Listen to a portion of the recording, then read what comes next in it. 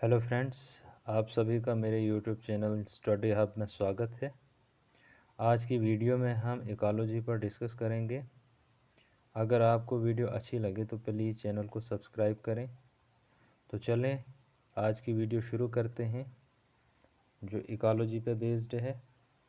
और इकोलॉजी एक important topic है। और आज हम जो इकोलॉजी में जो कंटेंट पढ़ेंगे वो डेफिनेशन ऑफ इकोलॉजी है, लेवल्स ऑफ इकोलॉजिकल ऑर्गेनाइजेशन है, बायोलॉजी का रिलेशनशिप या इसको हम बायोटिक रिलेशनशिप भी कहते हैं, बायोटिक इंटरेक्शन भी कहते हैं। इकोलॉजिकल सक्सेशन पढ़ेंगे, इकोलॉजिकल सक्सेशन की टाइप्स क्या हैं वो पढ़ेंगे। इसके साथ ही साथ हम इकोलॉजिकल नीच पढ़ेंगे और लास्ट में हम कुछ इम्पॉर्टेंट टर्मिनोलॉजी जो इकोलॉजी से रिलेटेड हैं वो पढ़ेंगे। तो दोस्तों, इकोलॉजी को हम डिफ़ाइन करेंगे, इसको समझने की कोशिश करेंगे। तो दोस्तों, ecology is derived from Greek word oikos meaning home और place to live in and logos meaning study. Literally ecology is the study of home of nature. तो दोस्तों, इकोलॉजी ग्रीक वर्ड से निकली है ओकस, जिसके मीनिंग होम और place, और logos meaning study. Ecology deals with the ways in which organisms are molded by their environment, कि किस तरह से एक ऑर्गेनिज्म को मोल्ड किया जाता है एनवायरनमेंट के द्वारा, और किस तरह से एक ऑर्गेनिज्म एनवायरमेंटल रिसोर्सेज को यूटिलाइज करता है, including energy flow and mineral cycling. और इसके साथ ही साथ इकोलॉजी जो है is the relationship of living organism with each other and with their environment. Ecology study करती है लिविंग ऑर्गेनिजम्स का आपस में कैसा इंटरेक्शन है, कैसा रिलेशनशिप है, और इसके साथ ही साथ कि जो लिविंग ऑर्गेनिजम्स हैं, प्लांट एंड एनिमल्स, या हम ऐसा कह सकते हैं कि फ्रॉम वायरस टू मैन जो भी लिविंग ऑर्गेनिजम्स हैं उनका आपस में इंटरेक्शन क्या है, रिलेशनशिप क्या है, और अपने एनवायरनमेंट के साथ कैसा उनका इंटरेक्शन है, उसको इकोलॉजी डिफाइन करती है। और इसके साथ ही साथ दोस्तों, Reiter gave the term oecology which was later modified by German scientist Ernst Haeckel ने। रिटर ने ओकोलॉजी टर्म दी थी, नॉट इकोलॉजी बट ओकोलॉजी, और इसको मॉडिफाई किया था अर्नेस्ट हेकल ने। और Ernst Haeckel coined the term ecology in 1869। The father of Indian ecology की बात करेंगे तो वह है डॉक्टर रामदेव मिश्रा। तो दोस्तों, लेवल्स ऑफ इकोलॉजिकल ऑर्गेनाइजेशन जो हमारा सेकंड सब टॉपिक है। तो दोस्तों, लेवल्स ऑफ इकोलॉजिकल ऑर्गेनाइजेशन को हमने 6 लेवल्स में कैटेगराइज किया है। उसमें हमारा आता है पहला individual, population, community, ecosystem, biome and biosphere. तो दोस्तों, इस इमेज में अगर हम इकोलॉजिकल ऑर्गेनाइजेशन के लेवल को समझने की कोशिश करेंगे तो जैसे कि यह आता है हमारा इंडिविजुअल, और इंडिविजुअल की सेम स्पीशीज़, पॉपुलेशन, इसके साथ community, group of different species, और इकोसिस्टम। इकोसिस्टम में हमारे जो बायोटिक और एबायोटिक कंपोनेंट्स आते हैं। इसके साथ साथ जो एबायोटिक कंपोनेंट हैं उसमें कुछ क्लाइमेटिक फैक्टर्स हैं जैसे विंड, वाटर, लाइट एट्सेट्रा, और बायोम एंड बायोस्फीयर। ये हमारे 6 लेवल हैं इकोलॉजिकल ऑर्गेनाइजेशन के। तो इनको हम वन बाय वन डिफाइन भी करेंगे कि लेवल्स ऑफ इकोलॉजिकल ऑर्गेनाइजेशन हैं क्या। तो पहला आता है हमारा इंडिविजुअल। तो दोस्तों, individual means any living organism that has the ability to function independently, e g. Lion, elephant and tiger. तो दोस्तों ये है first level of ecological organisation, that is individual. Second one is population. So population is a group of individual organisms of same species in a given area. जैसा कि a flock of sheep, a herd of elephant, हाथियों का झुंड, जो भेड़ बकरियों का झुंड होता है, वो एक पॉपुलेशन की बेस्ट एग्जांपल है. इसके साथ ही साथ तीसरा आता है हमारा कम्युनिटी. कम्युनिटी होता है a group of population of different species in a given area. तो दोस्तों कम्युनिटी क्या होता है, इसकी बेस्ट एग्जांपल हम लेंगे कि जो हमारे ट्राइबल पीपल्स हैं, उनके पास बहुत सारे, मान के चलो जैसे हार्सेस होते हैं, डॉग होते हैं, भेड़ बकरी, गोट, शीप्स वगैरह होती हैं, बफेलोज होती हैं, काउज होती हैं, लेकिन वो उनको एक ही जगह पे, एक ही प्लेस पे उनकी जो है वो रखते हैं, परवरिश करते हैं. तो वो एक बेस्ट एग्जांपल है कम्युनिटी की. तो दोस्तों community A group of population of different species in a given area. और इसके साथ ही साथ हमारा इकोसिस्टम.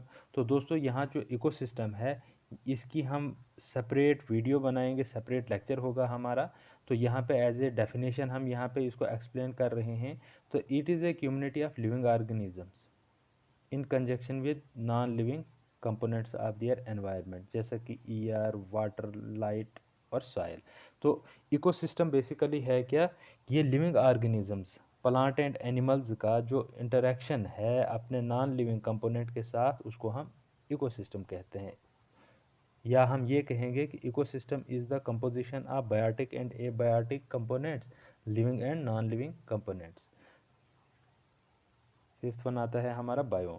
तो दोस्तों biome is the large natural ecosystem, जिसमें हम स्टडी करते हैं total assemblies of plant and animal community की. सिक्स वन आता है हमारा बायोस्फीयर. तो दोस्तों biosphere is a part of earth where life can exist. जहाँ ज़िंदगी जो है एग्जिस्ट होती है, उस पार्ट को हम बायोस्फीयर कहते हैं. और बायोस्फीयर जो है ये नैरो लेयर है अराउंड द अर्थ सरफेस के. And biosphere is absent at extreme of north and south pole. जो हमारा नॉर्थ और साउथ पोल का एक्सट्रीम एंड है, वहाँ पे बायोस्फीयर एब्सेंट होता है.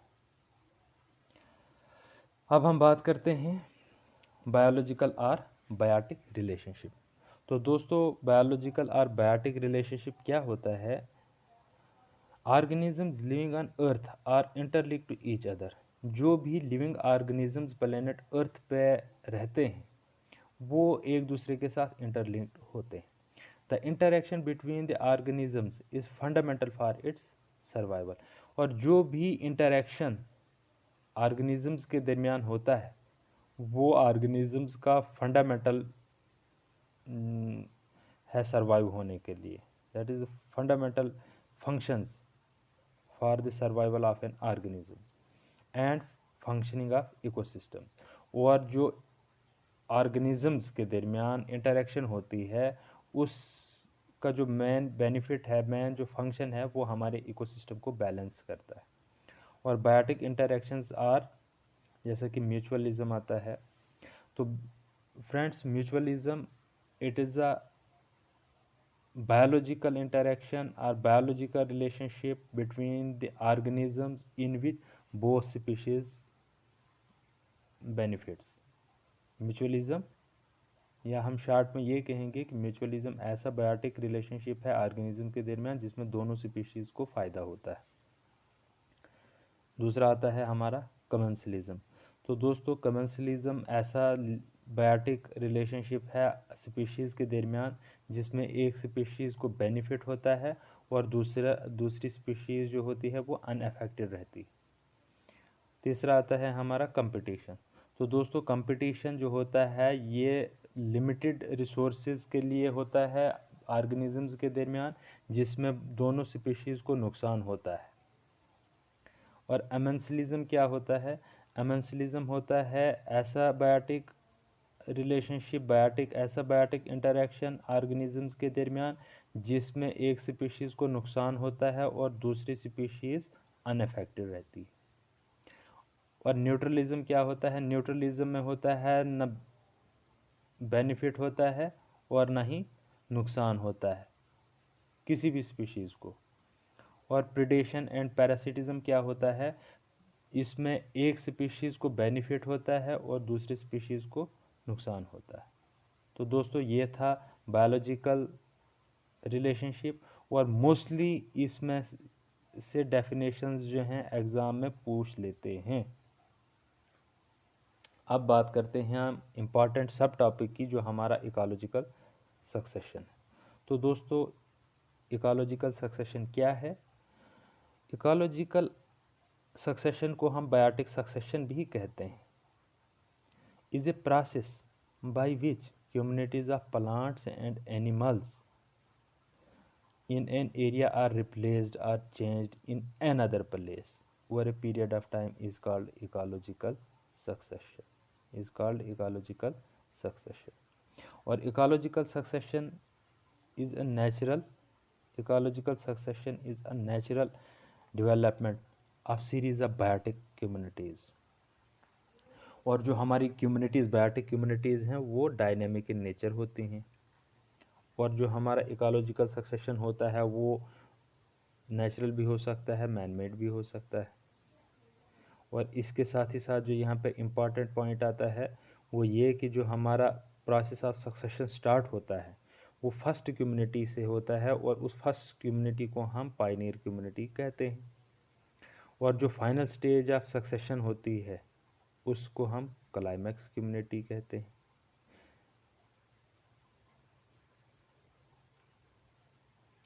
एंड जो पायनियर कम्युनिटी से लेकर क्लाइमैक्स कम्युनिटी तक जो भी टाइम पीरियड आता है उस टाइम पीरियड को हम सीयर्स और सक्सेशनल स्टेज कहते हैं। सीयर्स और सक्सेशनल स्टेजेस भी कहते हैं, सक्सेशनल स्टेजेस भी कहते हैं।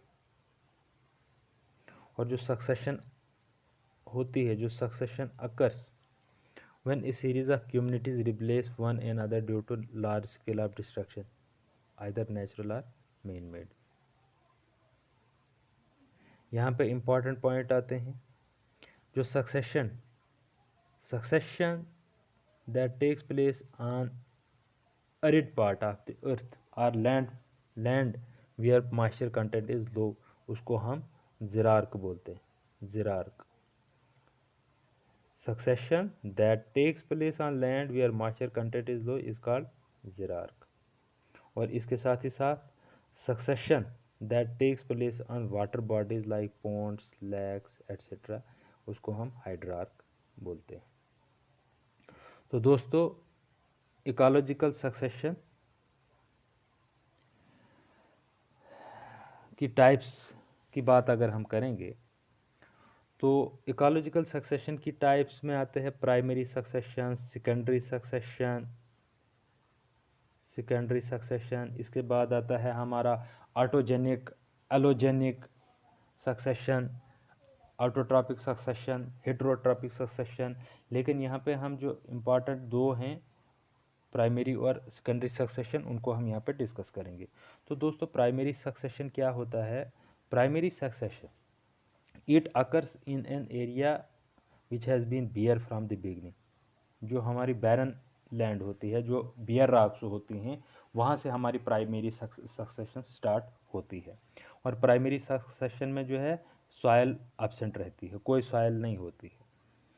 और प्राइमरी सक्सेशन को कंप्लीट होने में बहुत सारा टाइम लग जाता है, it takes long time for completion. और यहाँ पे कोई ह्यूमस नहीं है, बिगनिंग से कोई ह्यूमस नहीं होता है प्राइमरी सक्सेशन में। जो बियर रॉक्स होती हैं, जो हमारे जो क्या बोलते हैं, जो बियर रॉक्स होती हैं, उनमें कोई ह्यूमस वहाँ पे बिगनिंग से नहीं होता है। और जो हमारे प्राइमरी सेक्शन में जो प्राइमरी कम्युनिटीज़ होती हैं दैट कम्स फ्रॉम आउटसाइड।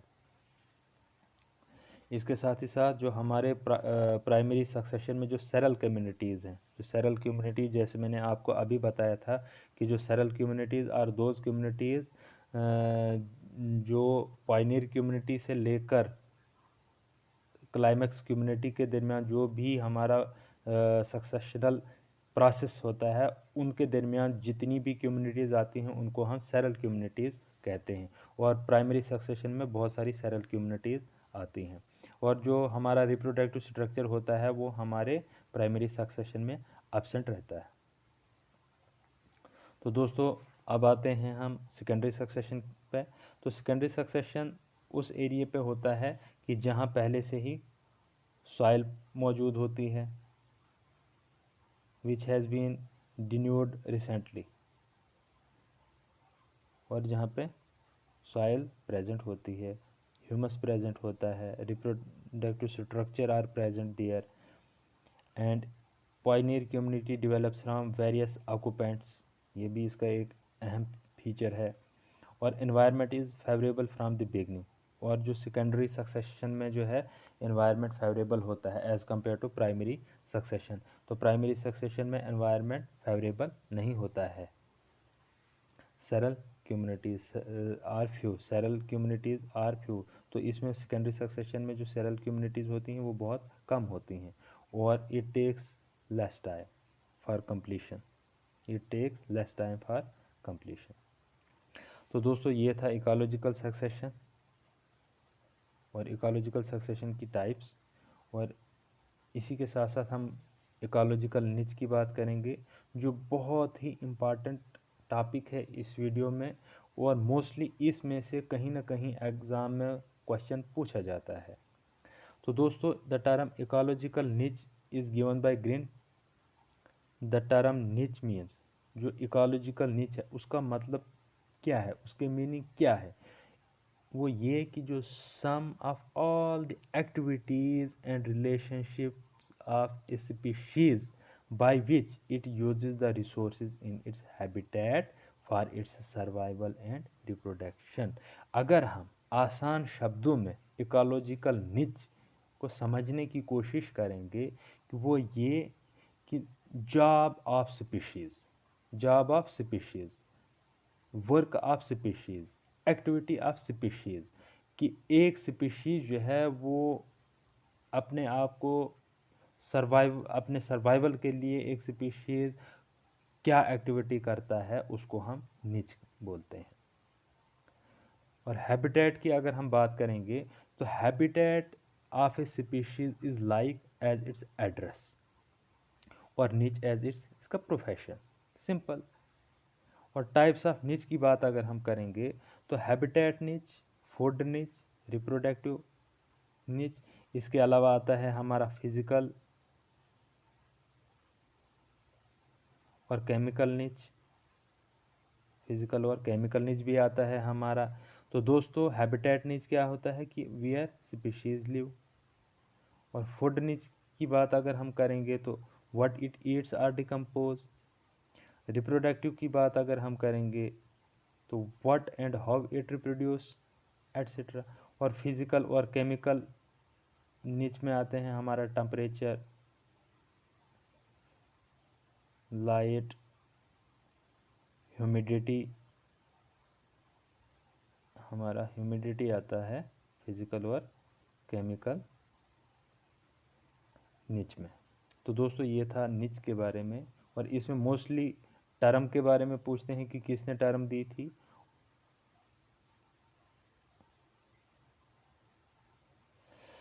अब आते हैं हम इम्पॉर्टेंट टर्मिनोलॉजी पे। तो दोस्तों फर्स्ट हम डिस्कस करेंगे कार्बन डेटिंग की। तो इनको हम शार्ट में डिफाइन करेंगे। Carbon dating is a process of finding out how old something is by analyzing the amount of carbon dioxide in it which was decayed. It is called carbon dating. If we talk about biocore, so friends, biocore is a geographical area supporting a distinctive plants and animals life. It is called a biocore. And biotope, friends, biotope is a subdivision of habitat in which all the floral and faunal elements are uniformly adapted to the environment in which they occur. Biological clock. So biological clock is a rhythm of daily activities and bodily process. अगर हम बात करेंगे biological oxygen demand की तो दोस्तों biological oxygen demand होता है a measure of organic pollution and water cleanliness in which amount of dissolved oxygen consumed by microorganisms feeding organic matter in standing or running water is measured over 5 days at a temperature of 20 degree centigrade 20 degree centigrade mostly इसकी abbreviation भी पूछते हैं।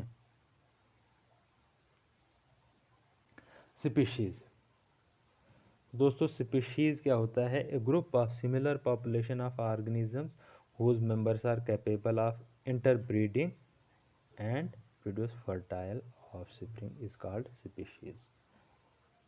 Human beings belong to species of homo sapiens. Symbiosis. So friends, what is symbiosis? Symbiosis is an art of living together, or symbiosis is a close interaction between two or more species. Symbiotic relation two types का होता है। तो दोस्तों पहला आता है हमारा obligate सिम्बियासिस, दूसरा आता है फैकल्टेटिव सिम्बियासिस। तो obligate symbiosis is a symbiosis when two organisms are in symbiotic relationship because they can't survive without each other is called obligate symbiosis. So friends, what is facultative symbiosis? Facultative symbiosis is when two organisms live together by choice is called facultative symbiosis. And friends, what is habitat? It is a physical environment in which an organisms live is called habitat, and habitat may support many different species having similar requirements. जो एक habitat होता है वो बहुत different species को support कर सकता है, जैसे कि forest habitat may support a lion, a horse and any other kind of organisms.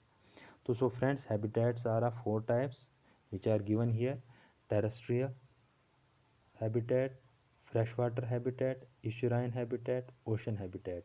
तो दोस्तों इशुराइन हैबिटेट की बात अगर हम करेंगे, इशुराइन होता है where river meets with ocean, river meets with ocean is called इशुराइन।